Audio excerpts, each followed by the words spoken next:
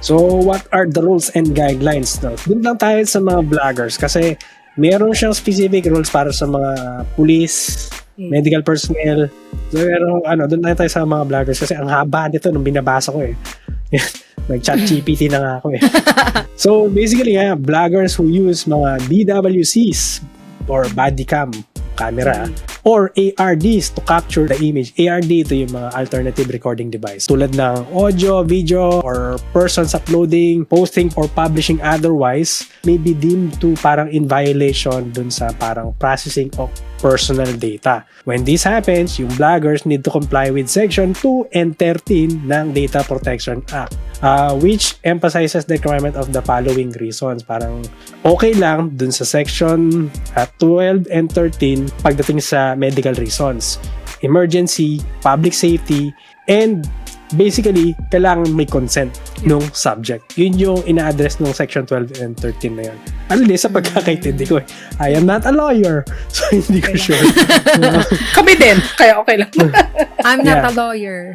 Importante din ang intention kasi of the whoever's filming. Kasi kung negative, diba, parang sabihin nila, ang pangit ng area nito, whatever, tapos yung film mo yung tao, ito yung, parang, it's how yung frame yung video, theme ng video. Siyempre, ayaw mo maging associated with negative views. So, I think intention is important din. Right for abuse din no? Nung na-mention mo yung intention Kumari negative review siya, ayoko to, kasuhan ko tong tao to kasi nirecord yung publicly without my permission or my consent. Pero yung consent lang naman dun is dahil negative feedback siya. Parang gano'n. Ang pangit ng tao ito Parang gano'n. Sa Japan kasi, pangit na tao, grabe naman to. Napansin ko sa Japan yung mga vloggers doon kasi diba sa Japan privacy is a big thing. So napapansin ko ang effort nila doon. Pag nagpa-vlog sila, binablur talaga individual faces. Yes, madami silang binablur doon. Right?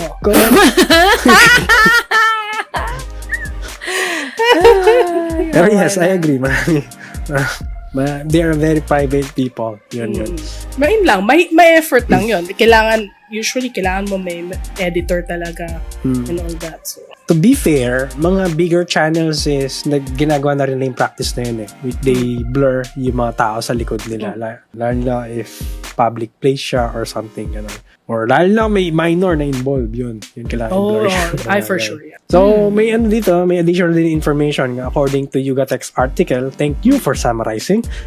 The circular applies to personal information controllers like police, private security agencies, and bloggers when their activities involve the process of personal data. Yun na-mention nga kanina. For example, again, a blogger filming in a public or security agency storing surveillance videos, mga CCTV, ganun, will need to follow the rules to make sure they are protecting people's privacy rights. However, now, if it's purely parang personal reasons like yung family mo, nandun siya, nasa household ka, daw yun? Generally exempt lang daw siya.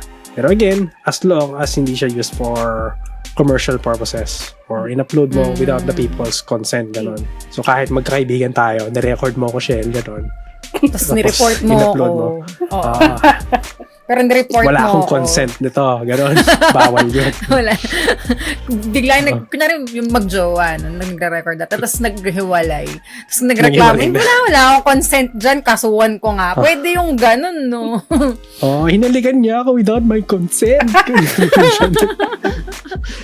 Kaya sa video, gano'n. So, yan. Daming loopholes nito. I'm very excited na mangyayari. Grabe. So, ganito lang yan So, kung ganun yung mangyayari, magiging matrabaho talaga para sa mga content creator and vloggers. So, kasi, kailangan nilang gumawa ng letter dun sa mga kasama sa gagawin nilang content na waiver. May consent, may waiver ka na. Parang yun yung isang way para, kung sakali na, yun nga, like, kunwari yung sample ko kanina, mag-jowa, dito, pumirma ka na, dapat nandito ka, may ebidensya ako, gano'n, so, matrabaho siya. Matrabaho talaga siya.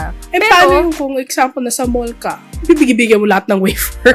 Diba? Parang nga, kaya dapat yung sa video ko, yung nakapulang shirt. It's either i-blur mo yung mga taong yun or hingi ka ng consent na okay lang bang mag-film ako na nandito ka sa background. Yung mga ganun ba? So, either or. Guys, Tingin okay ko lang pupuntahan mong way dun. Or, pumili ka talaga ng place na walang tao, mga ganun. Ayun. Para mag-content. So, Cemetery ka na lang mag-vlog.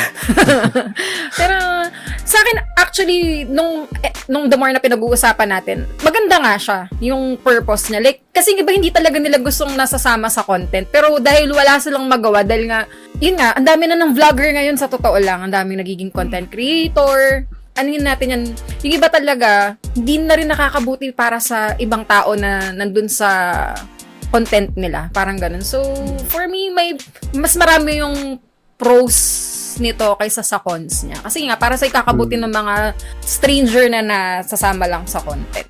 So, ayun, further privacy. So, yun. Ito pala, may tanong ako. Kasi, yung, di ba yung sa mga sasakyan, yung mga plate number, considered as personal, yan, paano yun, di ba? Pag sa mga ganun. So, dapat din, i-blur mo din, yung mga ganun. Yan ang ginagawa din sa Japan. Basically, yung mga videos na ma-upload in the future, blur na lahat. Oo. It's Wala na either yun. blur, or yun nga, may consent. Gumawa, kung sa mga magko-content ngayon, gumawa na kayo ng Sa katutak ng consent. waiver. Waiver. Isang katutak na waiver. Pwede ba yun kung online yung waiver mo? Kasi, di ba, Paano parang mo ang ano na kasi. send mo sa Facebook, ganun. Hindi, kunyari, di ba, kunyari, meron kang phone or tablet, tas meron kang pen. Wow! Wow, no? Di ba merong mga parang mga personal assistant na Parang madalas silang paperless. parang cardboard na waiver form na pangalan, address, phone number, signature. Ganun. Waiver type na form pa rin siya. Ganun, Oo. ganun yung Pwede na ginagawa kaya nila. yung ganun? Pwede na kayang online? Like, yun nga, di ba kasi digital, na. Basta DocuSign. Pumirma ka eh. Ito, sabi dito eh. Ito, pirma mo eh. Ganun, mas mali spelling. So, yun. Grabe. Okay. Yun lang po ang mga topics namin for today. Outro. So, ayun ang mga topics natin for this podcast. So, kung may topic suggestion kayo, feel free to leave comments or mag-send kayo ng message sa amin. So, shoutout po sa mga sumusunod. Yes, shout out sa ating mga chatters. Si MyStream, Antagonize X, sino pa ba? Si Kuma Mertz. Sakto biglang nag-chat. Si Shadow Games, si Hampi Lupi, si Kanike, si The Great, Kuya N, si Premier Avenue, nakita ko siya kanina dumaan. Kanya ka pa ba? Lupi. Sino pa ba? Kaya si Avian X2, nandito rin siya. Kuya Ens. Tufi, ayan, Tafty or Tufi, sorry, yes, nag-follow sa atin kanina. So, if may na-miss out ako, sorry. Bayo ko next week. Vinster, bro. Yan. Ayun. DM Emperor, yun, nakaabot. DM Emperor. Yes, sakto. Yes.